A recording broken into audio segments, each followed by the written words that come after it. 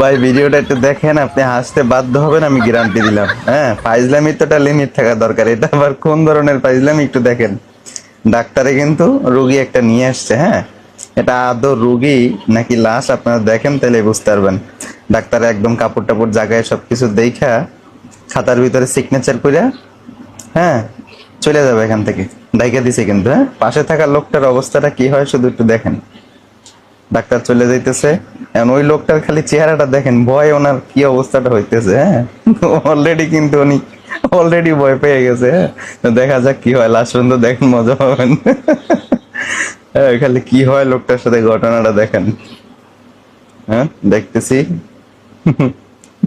কি হয় আমরা অলরেডি কিন্তু পালারা দিয়ে ফেলাইছে রুগিনের লাশ। তার অবস্থা, চেহারাটা দেখেন লোকটার কি অবস্থাটা হয়েছে। লোকটা দেখেন ভয় উঠে যায়, একদম চেয়ারের পিছনে যাই দাঁড়াইছে। হ্যাঁ, দেখেন লাস্ট পর্যন্ত দেখেন কি হয়, মজা পাবেন। উনি খালি